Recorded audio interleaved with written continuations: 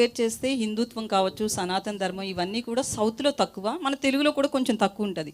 So మరి చావా అనేది ఎంతవరకు తెలుగు వాళ్ళకి రీచ్ అవుతుంది అనుకుంటున్నారు? అపార్ట్ ఫ్రమ్ రిలీజియన్ అన్నిటికన్నా కూడా this is a very good story and good film. అంటే అందరూ చూడకపోతే హిందీలో ఆ సినిమాకి అంత రెవెన్యూ రాదు ఫస్ట్ ఆఫ్ ఆల్.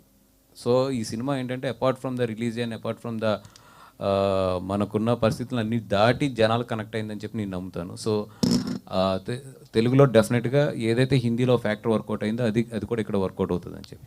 వాసు గారు, ఈ నాగమ్మ స్టోరీ కొంచెం మీరు జాగ్రత్తగా చేయాలి. ఎందుకంటే దాని హిస్టరీ రెండు రకాలుగా ఉంది. అంటే ఇంటర్ప్రిటేషన్ ఉంది, ఒరిజినాలిటీ ఉంది. నాగమ్మ హిస్టరీ అనేది తెలంగాణ అండ్ ఆంధ్రాకి ముడిపడి ఉంటుందండి. అంటే ఆమె కరీంనగర్ నుంచి అక్కడికి వెళ్ళింది. సో అంటే నేను ఎందుకు చెప్తున్నా అంటే అది జస్ట్ కొంచెం కాంట్రవర్షియల్ సబ్జెక్ట్, అందుకని నేను ఏదో ఆశపడితే ఇప్పుడే మీరు అసలు నేను అడిగేకి ముందు వాసు గారు ఎక్కడ సార్ ఇప్పుడు ఇందాక వాసు గారు అయితే ఇందాక మీరు అన్నారంటే ఇప్పుడు ఒక పక్కన ఓటీటీ అనేది ఒక ఇబ్బంది కింద ఉంటే ఒక పక్కనేమో పైరసీ అనేది చాలా ఇబ్బంది కింద ఉంటుంది. బట్ ఇప్పుడు అంటే వాళ్ళు ఎలా అయితే ఇప్పుడు పైరసీ పరంగా కూడా విత్ ఇన్ అవర్స్లో వస్తుందో టెక్నాలజీ అడ్వాన్స్ అయింది కాబట్టి. సో మనకు ఆల్రెడీ ఇక్కడ దిల్ రాజు గారు ఇప్పుడు చైర్మన్ కింద కూడా ఉన్నారు కదా.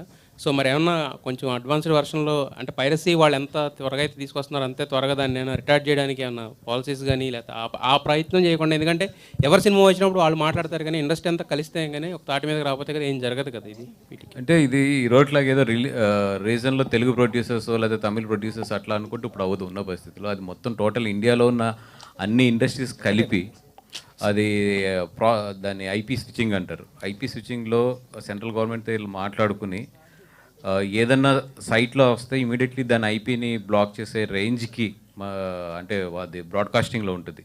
అంటే ఇప్పుడు సపోజ్ సర్వర్స్ ఉంటాయి, ఎయిర్టెల్ సర్వర్ అని, లేదంటే ఇప్పుడు ఫైబర్ నెట్ అని ఇట్లా ఉంటాయి.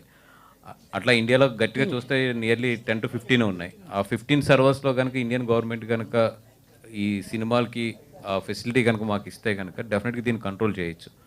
అదేంటంటే మా పెద్దలందరూ కదిలి అది సెంట్రల్ గవర్నమెంట్ని అప్రోచ్ అయ్యి అది తెచ్చుకోగలగాలి. వాసు గారు లాస్ట్ 2 questions. హాయ్ అండి, this is Rani from Telugu sound. First of all ఒక యాక్టివ్ ప్రొడ్యూసర్ అనే చెప్పాలి. మీరు ఎంత టెన్షన్లో ఉన్నా కానీ ప్రమోషన్స్లో చాలా యాక్టివ్గా పనిచేస్తారు.